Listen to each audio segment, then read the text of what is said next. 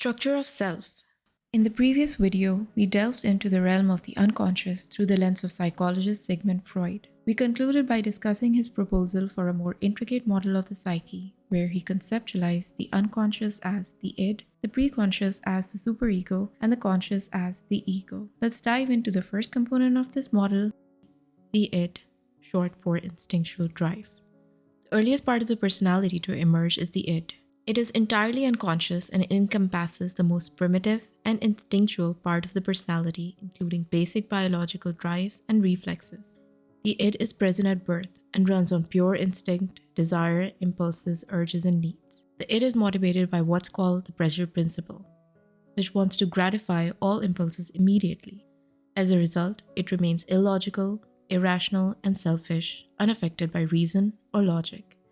As adults, we throw our own kind of tantrums and seek comfort through similar distracting and impulsive ways. The id contains our deepest fears, immoral urges, shameful experiences, and selfish desires, all of which society often deems unacceptable. However, it's also the origin of our vitality, creativity, and the very energy that drives us to take action. Freud referred to such instincts as life instincts or eros, the ancient Greek god of love, fertility, and passion. It is focused primarily on survival and the preservation of life, both of the individual and of the species. Behaviors commonly associated with life instincts include love, cooperation, and other pro-social actions. These behaviors support both individual well-being and the harmonious existence of a cooperative and healthy society. It helps you survive in a tribe and not be ostracized and rejected. This drive compels people to engage in actions that sustain their own lives, such as looking after their health and safety, also known as survival instincts. But it's a lot more than just survival. The clothes we wear are not just our need to adapt in society, but our desire to survive in style, pleasure, and creativity. It's this psychic energy that has made men achieve everything from appreciating beauty, to creating works of art, to the invention of wheel, to landing on the moon even. However, as a physician during World War I and a Jewish war victim under the Nazi regime, Freud witnessed a darker side of the human psyche, one marked by brutality and aggression. He called this the death instinct, or thanatos, after the ancient Greek god of death. Freud believed this drive could be directed outwards as aggression towards others, or inward, leading to self-destructive behaviors. It also reflects an unconscious desire to return to a state of non-existence, nothingness, and stillness. Thus, Thanatos stands in stark contrast to the desires of Eros. However, the line between the two is often blurred, as pleasure in the moment can quickly transform into pain later. Indulging in unhealthy habits, excessive drinking or drug use, or experiencing love and heartbreak.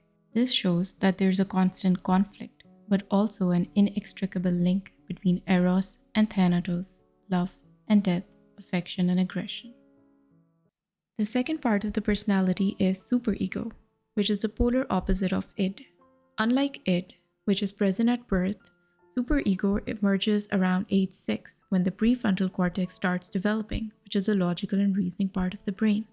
The superego is the set of internalized moral standards, societal norms, and ideals of the personality which differentiates between right, good, and acceptable versus wrong, bad, and unacceptable.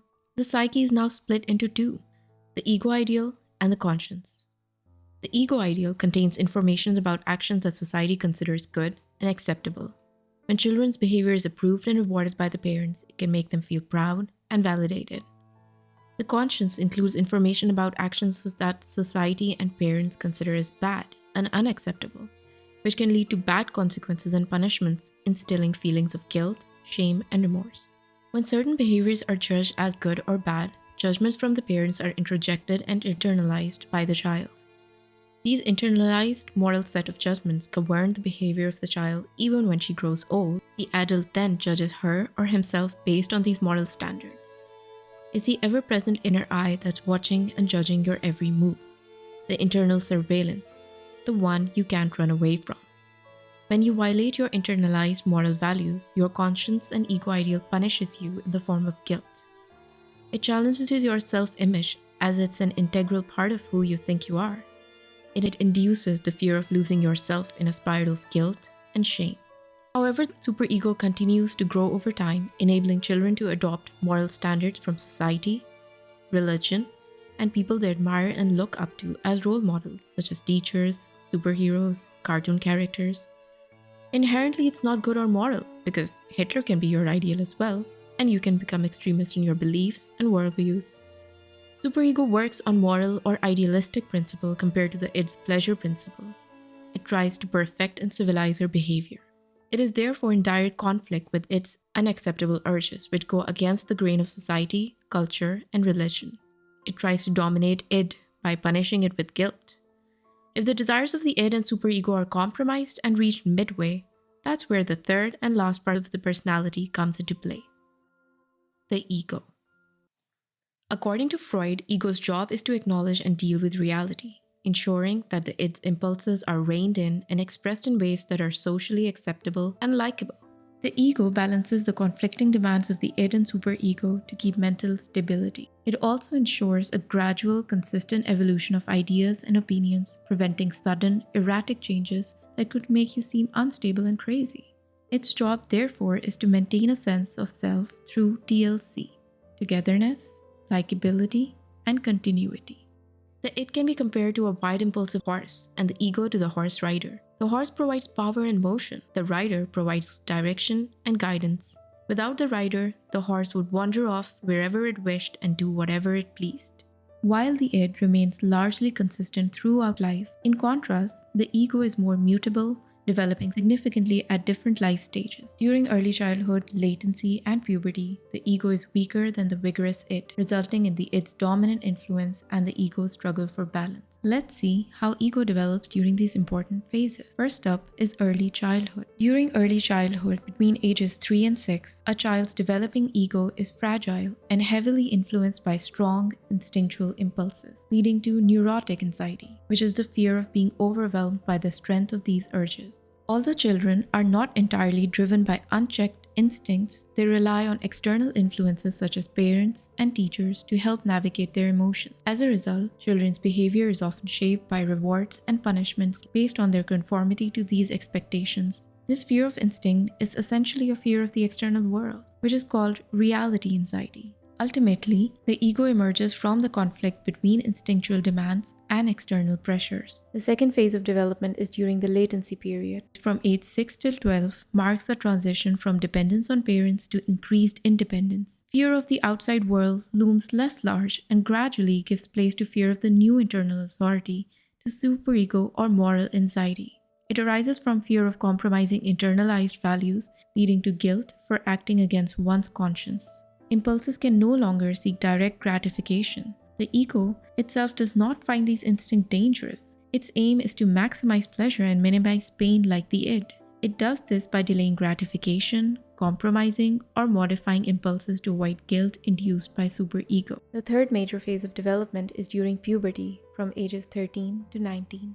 The ego, which was flexible in childhood, becomes more rigid and established. This rigidity can make the ego resistant to change, striving to maintain its developed character of the latent period. This stage, however, presents a new challenge due to a marked increase in instinctual desires. As these impulses intensify, the ego's resistance heightens, leading to acute instinctual or neurotic anxiety. The ego fears losing control and being overwhelmed or destroyed, potentially causing the collapse or submersion of its entire structure.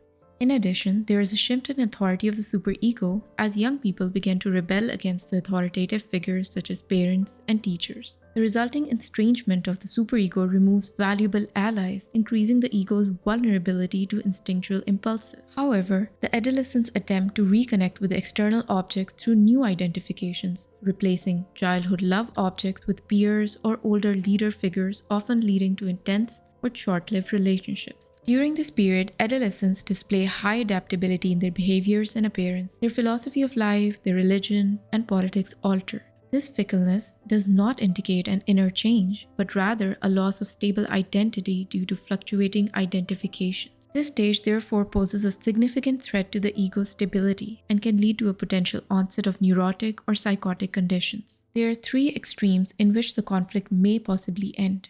Either the id, now grown strong, may become overly dominant, in which case no trace will be left of the previous character of the individual, and the entrance into the adult life will be marked by a riot of uninhibited and impulsive gratification, potentially leading to criminal behavior. Conversely, an excessive dominant superego will solidify the character of the latent period. No use can be made of the increased libido, leading to a personality that is inflexible, moralistic, and judgmental.